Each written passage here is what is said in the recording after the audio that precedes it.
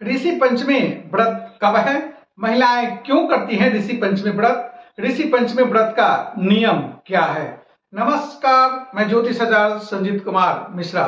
ऋषि पंचमी का व्रत पंचांग के अनुसार भाद्रपद मास के शुक्ल पक्ष के पंचमी तिथि को मनाया जाता है।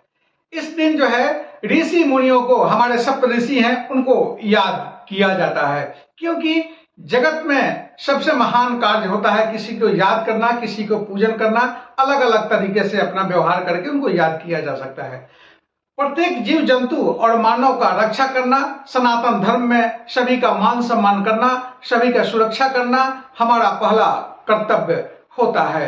ऋषि पंचमी का त्योहार भारत के सभी राज्यों में जो है अलग अलग तरीके से सप्त ऋषि को याद किया जाता है। यह त्योहार भाद्रपद गणेश चतुर्थी के अगले दिन पंचमी को किया जाता है। इस दिन सप्त ऋषि के सम्मान व्यक्ति जो है अलग अलग तरीके से करते हैं, महिलाएं करती हैं।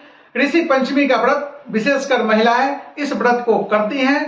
इस व्रत को करने से महिलाएं अपने पति के प्रति विश्वास, प्रेम और दीर्घायु होने की कामना करती हैं। इस व्रत को महिलाएं के मासिक धर्म के समय लगे पाप से छुटकारा पाने के लिए यह व्रत किया जाता है। इस व्रत में ब्रह्मचर्य का पालन किया जाता है। इसे करने से सभी पाप मुक्त हो जाते हैं तथा सौभाग्य की प्राप्ति होती है। इस व्रत के कई नियम बहुत जो है कड़क हैं। व्रत करने वाले महिलाएं को कठिन नियम का पालन करना पड़ता है। विशेषकर महिलाएं मासिक धर्म बंद होने के बाद यह व्रत जो है आरंभ करती हैं। यह व्रत आरंभ करें तो पूरे लगभग 7 वर्ष तक किया जाता है। संभव नहीं है तो बीच में छोड़ सकते हैं, लेकिन नियमतः 7 वर्ष तक किया जाता है। कब है ऋषि पंचमी? ऋषि पंचमी 8 सितंबर 2024 को यह व्रत किया जाएगा। अब हम आपको बता देते हैं ऋषि पंचमी में किनकी पूजा की जाती है। तो ऋषि पंचमी के दिन सप्त ऋषियों की पूजा की जाती है। यह भाद्रपद शुक्ल पक्ष के पंचमी के दिन सप्त ऋषि का पूजन किया जाता है। इनके नाम इस प्रकार है। पहला गौतम, भारद्वाज, विश्वामित्र, जगदम्बी, वशिष्ठ, कश्यप और आत्रि हैं।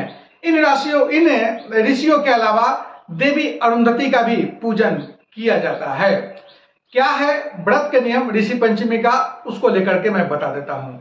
इस दिन जो है महिलाएं स्वच्छ होकर के, नित्य कर्म से निर्मित होकर के आपा मार की 108 धातुओं से अपने दांत को सफाई करती हैं, यानी मुंह को साफ करती हैं।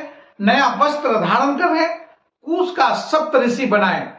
उसके बाद उनको गंगाजल से स्नान करा करके वस्त्र चढ़ाएं, चंदन लगाएं, धूप दीप अगरबत्ती दिखाएं, मिठाई है तो मिठाई चढ़ाएं, ऋतु फल जरूर चढ़ाना है। पूजन के बाद महिलाएं जो है बिना नमक का खाना खाती हैं।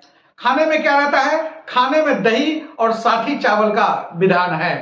साठी चावल हल से जोते हुए खेत का अन्न खाना वर्जित है। दिन में केवल एक ही बार भोजन करना होता है। जो भी सामान सप्त ऋषि को पूजन में चढ़ाएं वो ब्राह्मण को दान कर दे, उसको घर में आपको नहीं रखना है।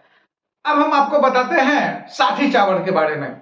साठी चावल वह चावल होता है, जैसे एक बार धान जो है लगा दिया जाता है, लगाने के बाद उसका फल होता है, फल को निकाल दिया जाता है। यानी धान को निकालने के बाद फिर से, यानी बिना जोते हुए खेत में फिर से जो है धान आए और उस धान का जो पौधा से जो फसल निकले यानी फल निकले, उसको उसी चावल को जो है इस त्योहार में बना करके खाते हैं, जो साठी चावल के नाम से जाना जाता है। बहुत ही महान पर्व है, ऋषियों को याद करने का पर्व है। तब तक जय माता दी।